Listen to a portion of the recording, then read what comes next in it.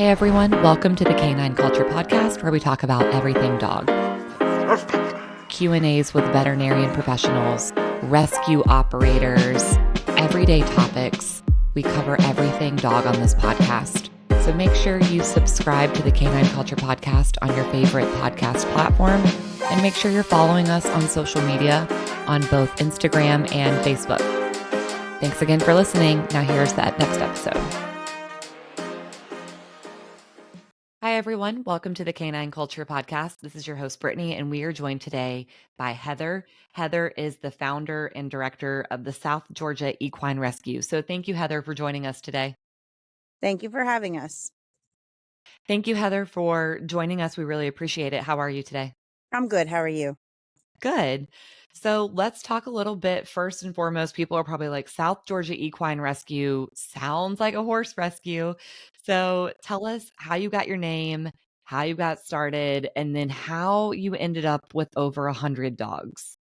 So, I'm originally from South Florida, where, rescues needed, but definitely not to the degree that South Georgia is. And Mhm. so I moved up here, and I just remember thinking how often I was driving down the roads and all I saw was dogs hit by cars or dogs walking down the side of the road. That was foreign to me. Mhm. So I think I did my first horse rescue up here, was a Georgia Department of Agriculture seizure.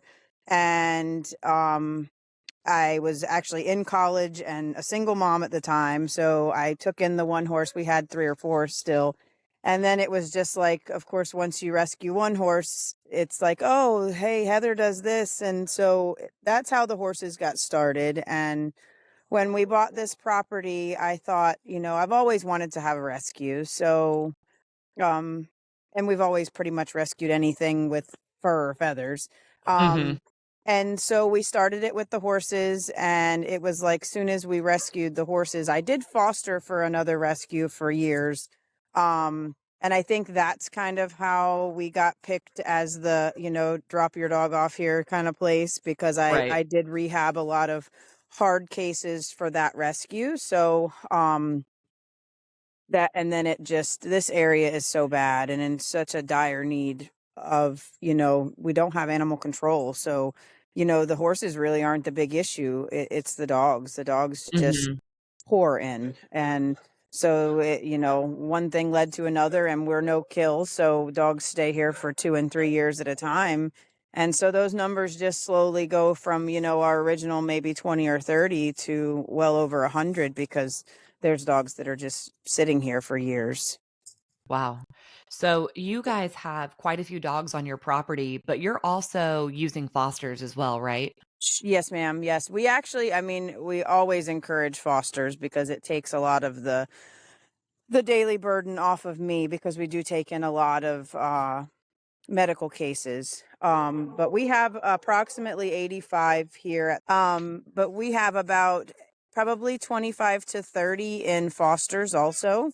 And most of those are medical cases. A lot of my bottle puppies go to fosters to help me because I already don't sleep.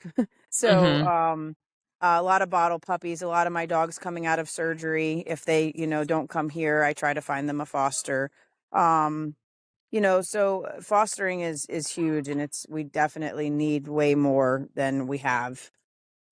Are all of your fosters in South Georgia, or are you guys kind of open to more of Georgia and some of Florida? How does the foster program work if someone wants to be a foster? So I'm really open to fosters as far as they're willing to travel. Okay. The biggest thing is if a dog goes out of the area, I prefer it to be one that is primarily healthy, or a puppy that is done with its shots, because commuting back and forth here for that kind of stuff, and not all vets work with us. So what Right. would cost me, $300 or $400 at my vet could cost me $2,000 and $3,000 if they have to take them somewhere else. So that's my biggest thing with out of area, is that if you are out of the area, I like to, for you to do your homework and find a vet that's willing to work with us, should something happen, because, that's the biggest issue with distance.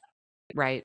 And then obviously we want these dogs adopted. The more we can get adopted, the more you can take in. If you adopt a dog, you're Absolutely. saving 2 lives. And Absolutely. so for adopters, do you adopt anywhere in the US? We go all over. We have 2 in Norway. We have 1 in Germany. We have 1 in Canada now. We have them all over the place. And I pretty much go to the ends of the earth to get them wherever they need to go. That's awesome. And people can apply to adopt your dogs online, right? You guys are on Pet Finder? Absolutely. Yes. It's sger.petfinder.com. And let's talk about adoption fees because that has been a big topic lately and people don't understand what the adoption fees go toward. And so talk a little bit about your adoption fees. Fees with us range from 150 to 300. And basically the way I try to explain to people is we may only have $75 to $100 in this dog, but I may have $2,000 to $8,000 in the next dog. Mhm. And we don't always raise the money that's needed for those dogs. And then we have dogs that are long-term dogs that, cost us $300, $400, $500 a year to stay here with, heartworm medication and flea medication. So, if your adoption fee is $150, that covers, if your puppy is fully vaccinated when they leave here, that barely covers that. Right, Spay neuters right now are running anywhere from $100 to $165 at the rescue rate. right, So there are some dogs that leave here that we have way more in than that. I mean, you're getting a fully vetted, microchipped, vaccinated dog that's already on heartworm prevention. You're way further ahead of the game than you are by going to a backyard breeder or anything like that because we've right. done all the hard work for you. Yeah. So So if your money goes to save your puppy and then the next one and somebody who's here. right, exactly. So if people want to check you guys out, what's your website and where are you guys at on social media? Our website is sgerinc.com. And then I post quite a bit on my personal page, which is Heather Gavitt on Facebook. And then our South Georgia Equine Rescue is also on Facebook. We try to cross post everything from my page over there. But all of our, new incoming dogs and as our sick dogs are getting better, we post them pretty heavily on social media. Awesome. Well, thank you so much, Heather, for joining us. I know how busy you are. You're out there with the dogs right now. So we just appreciate the work that you're doing and hope to spread the message. Absolutely. Thank you so much for having us. Thank you for tuning in to the Canine Culture Podcast. Please make sure you subscribe to the Canine Culture Podcast on your favorite podcast platform and make sure you're following us on social media. If you have any recommendations, any topics that you'd like to hear, if you know of any guests that would be good for the show, or if you yourself want to be a guest, please reach out to us. Send us an email at canineculturepodcast@gmail.com or send us a direct message on social media. Thank you for listening, and please share this with any of your dog-loving friends.